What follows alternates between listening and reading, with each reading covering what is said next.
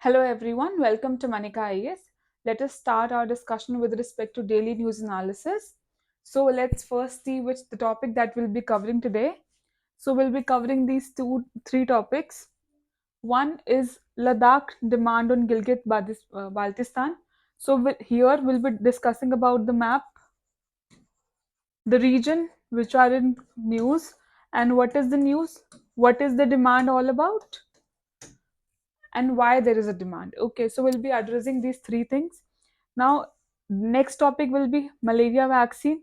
So we'll be discussing about malaria, its spread in India and world, and then we'll also discuss about the vaccine.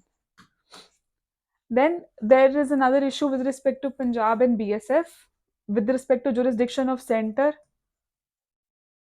So we'll be discussing about the controversy surrounding Punjab and BSF. Okay. So let's start with the very first topic, which is your Ladakh demand on Gilgit and Baltistan. So before we proceed further, I would like you to give you a brief background of formation of Ladakh. So it was in August 2019 that the statehood of Jammu and Kashmir was taken away, and the Article 370 was abrogated from the Indian Constitution, and by that there were two union territories which were formed out of Jammu and Kashmir. One was Jammu and Kashmir, another was Ladakh, and the capital city was Leh. Okay, so this is your Jammu and Kashmir, and this is your Ladakh. Now, the Jammu and Kashmir was supposed to have a legislature. Both are union territory, but it will be having a legislature. The elections are still due. However, this will not have a legislature and will be governed by two hill councils: the Ladakh Autonomous Hill Development Council and the LAD Leh. Okay? One is for Kargil, another is for Leh. So here you have Kargil, here, and here you have Leh. Okay.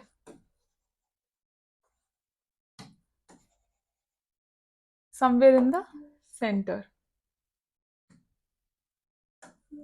So you have Leh here. Okay.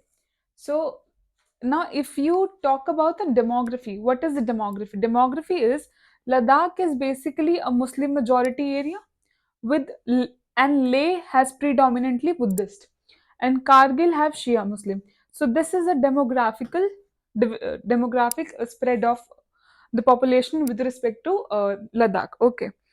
Now, where the abrogation of Article 370 in 2019 was supported by Leh, it was there was a strong opposition coming from the people of Kargil, with who wanted that they want to stay with Jammu and Kashmir rather than going for Leh and Ladakh, because they wanted a legislature. Okay, so this was the background. Now, if you let's discuss the map before we proceed to the further issue. So as we discussed, this is your map with respect to, this is Jammu and Kashmir, Ladakh. Here you have Kargil, and then you have Leh. And then we do have POK, that is Pak occupied Kashmir and China occupied areas. So if you see this map here, this area which is being shown in green is occupied by Pakistan. And this area is referred to as Gilgit-Baltistan area, and this is Muzaffarabad and Mirpur. And this area here, it is occupied by China. It is referred to as Aksai Chin. Okay. Now the demand is, the government of Ladakh is asking that they should be given rights over Gilgit and Baltistan. It should be incorporated in Ladakh as well. So another demands are Leh and Kargil have protested against union territory status without a legislature, as discussed. They also Kargil also opposed their addition into Ladakh and wanted to be with Kashmir because they wanted a legislature. So they want union territory but with a legislature. Okay. So then there is a joint demand for restoration of statehood with legislature. Along with legislature, they also want that they should be given statehood. Okay. As of now, it is a union territory post 2019. Okay. So then, or and they also want, one, they want that you should take away the you should provide us with the statehood, then you give us legislature. Third, they want special category status under article 371, which provides special category status to many states in northeast as well. Okay. So, and Ladakh is wanting they want that Gilgit-Baltistan should be accommodated within Ladakh because it has historical connections before 1947, when Ladakh also included this particular area. So there are two bodies. One is Leh Apex Body and Kargil Democratic Alliance, who have submitted a memorandum to MHA seeking this addition in the month of January. Okay, as a result of which government has set up a committee. They set up two committee. One was in 2020 to deal with these questions, and then another is being set up in 2024. We shall wait for the recommendations of these committees to see what are the committees suggesting with respect to the ongoing demands and what can be the way forward. Okay. And it also says that if empowering locals is one thing that can foster stability in the region, if you empower the local government, there will be more security, because elections have been due for some reasons in these areas, and there are less of power which have been assorted to the local authorities. So if you give more power and you give empower them, then they'll be in a position to maintain security also, because this is a very strategically important area, as we have seen in the previous map, that the area is surrounded by China and Pakistan occupied areas in the name of Pakistan occupied Jammu Kashmir and China occupied Kashmir. Okay, so these were the demands. Now let's move to the another topic, which is your malaria vaccine. So why it was in news? The very first thing, the uh, Cameroon became the first country in the world to introduce RTS malaria vaccine for children in routine national immunization service, and it is followed by many African countries including Kenya, Gabon, etc. Okay, so what we'll discuss here is what is the global burden of malaria. Why do we need that malaria vaccine should be included in the universal immunization program? So if you see, more than 30 countries have areas with moderate to high malaria transmission, and it has a high mortality rate when you specifically talk about children under the age of 5 years. So, and in 2022, if you talk about 2022, 50% of the world population was at the risk of malaria. And Africa has the highest burden with more than 94% of the global cases which are there in Africa. Okay. If you talk about Southeast region, then India accounts for 66% of the malaria cases in that particular region, and this is highest. So malaria in India is has reduced to 55% in 2015. That means if you consider number of cases between 2015 to 2023, it has reduced by 55%. Okay, and our ambition is that we want India to be malaria free by 2027, and it should be eliminated completely by 2030 to be in line with SDG 6. Okay, so this was the global burden. Now, if you see who is funding the vaccine, it is a part of UNICEF initiative. So this is important point, because generally such initiatives are by WHO. But why we are witnessing involvement of UNICEF here? Because it is with respect to children. So UNICEF work for the welfare of children. That is why we are talking about that it is a UNICEF initiative and not a World Health Organization initiative. And the supply of vaccines. Now, this is not a point that necessarily you should remember, but this is an important point to remember, that it will be delivered by British multinational pharmaceutical and biotechnology company. Okay, so RTS. Malaria vaccine. What is it? It is the first ever vaccine which is against a parasitic disease. Okay, and it has been there for around 35 years now. So it targets the Plasmodium falciparum parasite, which is the most fatal form of parasite that causes the malaria. That is why it is targeting the most fatal sort of parasite. So it is administered in 4 doses in children starting from 5 months of age. Okay. Now, what are the global efforts and challenges? Organizations, Gavi is responsible for vaccine, and this was the organization which worked also for COVID vaccines, approval of vaccines. And the Vaccine Alliance, they aim to provide equal access to new and unused vaccines for children in the world's poorest countries. So this is the organization that work for the vaccines distribution. Okay, and but the challenges are that supply and distribution to have, like we also see there were sort of challenges with respect to distribution and maintaining the supply chain of vaccines, which needed some cold storage, and the infrastructural loopholes were there with respect to transport of vaccines when we also saw about COVID-19. Okay, similarly these cases are still there, and addressing the diverse risk factor of malaria, including climate related factors. Climate related factors has also caused increase in malaria cases,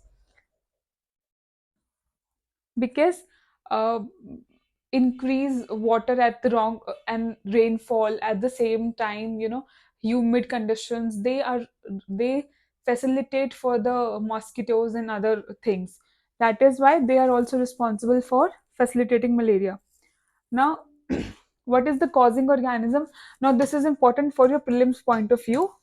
The causing organism is a parasite. One, it is a parasite, and then there are five parasites that cause malaria in humans, out of which two are the most deadliest, and those are Plasmodium falciparum and Plasmodium vivax. So, what is important for you to remember, that malaria is a parasitic disease which is caused by Plasmodium falciparum and vivax, and the vaccine that we discussed act against the Plasmodium falciparum. Now, the transmission is through people to people contact, bites by the female Anopheles mosquito. So your transmitter is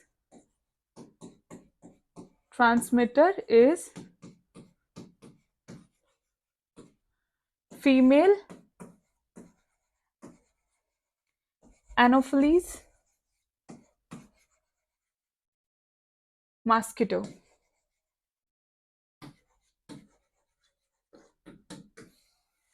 Okay, so these are the two most important point. The causing organism is your parasite, namely the five parasites are there that cause the malaria. However, the two are the more important, and that is Plasmodium falciparum vivax. And the second important point is the carrier, the transmitter here is a, a mosquito, and that is female Anopheles mosquito. So UPSC has already asked such questions. So you ensure that you remember this point. This is extremely important with your preliminary point of view. Okay.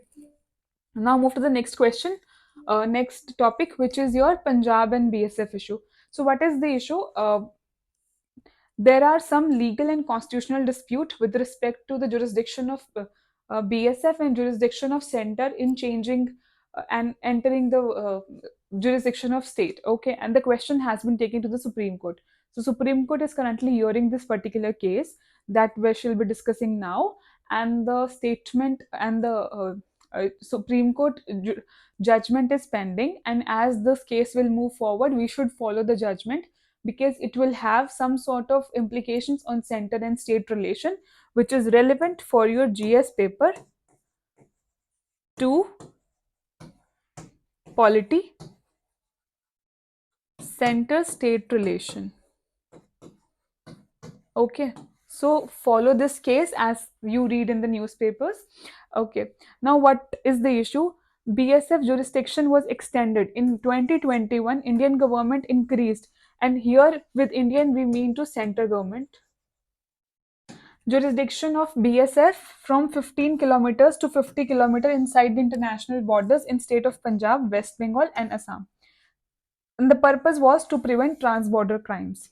So the borders of these states, the international borders are guarded by border security forces.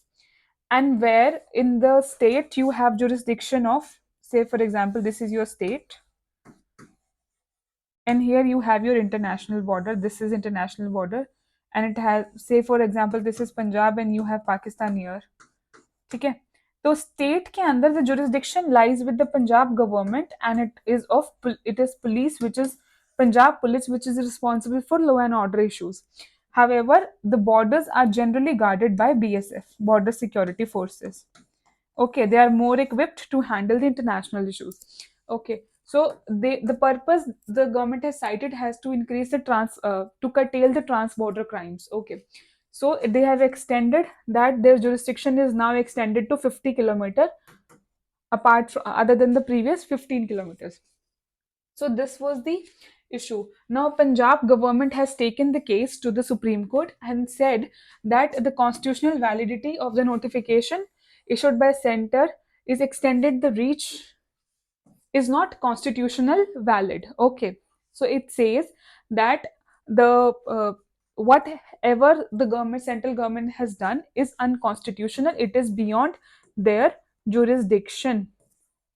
Okay, so what is the constitutional issue?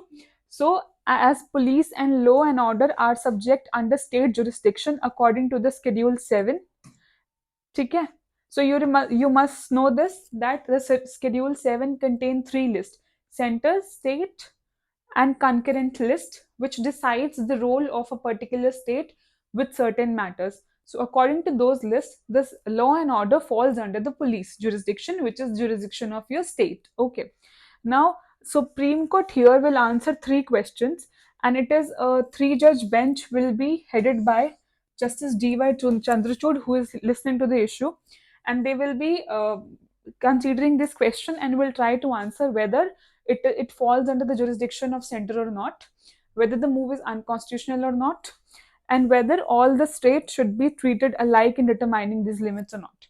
Okay, so these are essentially the three questions that Supreme Court will be answering. So we shall follow this news, and this was it for today. If you have any other question, you may please ask in the comment section below. And if you want to have the PDF, you can visit the Telegram channel. Thank you. Have a nice day.